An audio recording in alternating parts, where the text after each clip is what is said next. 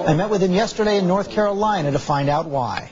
I think most Americans would be very surprised to know that the congressman who coined the term freedom fries is now calling on the Bush administration to apologize for the war. What caused your change of heart? I went down to a Sergeant Michael Bitz's funeral down in Camp Lejeune. Michael Bitz left a wife and 3 children, twins that he never saw. He was killed at Nasiriyah, and when she attended the funeral, I remember vividly, I can see it right now in my mind, the situation. She read the last letter she received from him. He left a wife and 3 children, twins he never saw. They were born 2 months after he was deployed. And that really has been on my mind and my heart ever since. That's 2 years ago. When I look at the number of men and women who have been killed, it's almost 1,700 now. In addition, close to 12,000 have been severely wounded. And I just feel that, the reason of going in for weapons of mass destruction, the ability of the Iraqis to make a nuclear weapon, that's all been proven that it was never there. I voted for the resolution to commit the troops, and I feel that we've done about as much as we can do. And my heart aches, quite frankly. When I signed over 1,300 letters to families, I've had some families write me back, George, and I'll tell you the truth, that really touches your heart. They don't need to write me back. I'm just trying to say to them that I am sorry that you've lost a loved one. Why did you take it upon yourself to write condolence letters to all the families? I don't think any other member of Congress is doing that. Because my heart aches that we have our young men and women, and some of them with the Guard and Reserve are not young, as you well know. And I feel that we need to make a decision as to what the goals will be, that when we achieve those goals, we can declare victory. Our men and women in uniform have done a magnificent job for this country and for the Iraqi people. You're going to be introducing the legislation this week with several other members of Congress calling for the administration to set a date certain for withdrawal. How do you respond to President Bush's argument that this is an artificial timetable that's simply going to embolden the terrorists and encourage them to wait us out? George, I disagree with that. Let me explain. I believe that once we train the Iraqi people to defend their country, then it should be their fight. How much can we do? I mean, when you look at the number who have been killed and wounded, you look at the amount of money that we have spent in Iraq, over $200 billion, I believe it is.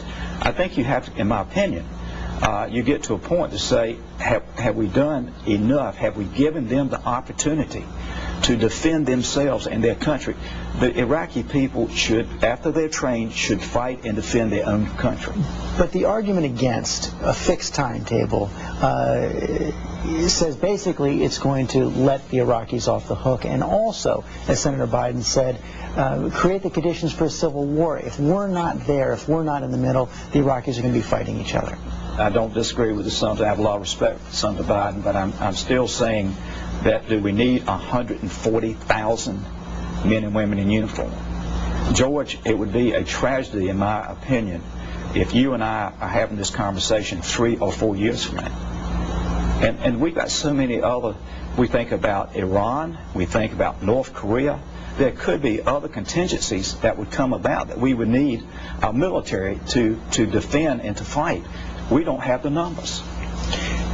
What do you say to the military families? You talk to them all the time. You have a huge base, Camp Lejeune, here in your district, who fear that that kind of a pullout, setting of a fixed timetable, will mean that their sons and daughters, their husbands and wives, served and sacrificed in vain.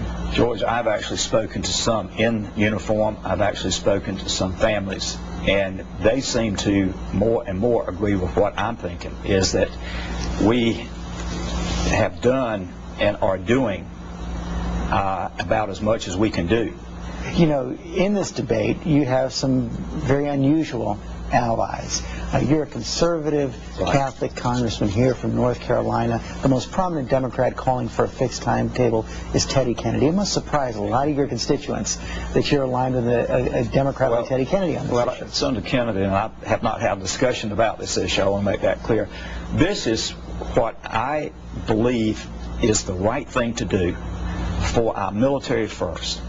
And secondly, I think we are doing everything we can do in Iraq to give them an opportunity to have a democracy, to defend themselves. And George, I think back to the Vietnam time, and I can't remember it as well as I would like to, but I think about 2 years after Senator Johnson, or Vice President Johnson, became the president, because Senator Kennedy had been assassinated. Okay, how about if some members of Congress had said to him 2 years after he was sworn in as president, let's talk about what our goals are in Vietnam. That didn't happen. There might have been 1 or 2 senators or maybe House members, but they just stayed there until 58,000 Americans were killed. Who do you fault for failing to plan? Is it Secretary Rumsfeld's fault, the president's fault? I think it's primarily the neoconservatives who were advisors in key positions in both the Department of Defense, and I think that they gave bad advice. Has this made life uncomfortable for you, taking this stand? George, not really, because you know what, I'm going to do what my heart tells me to do, and if that means it jeopardizes my being reelected. I can always tell you that my daddy, who served for 26 years in the United States House of Representatives, always told me to vote my conscience first, my constituency second, and my party third. And you believe you're voting your conscience here? Yes, sir, I know I am.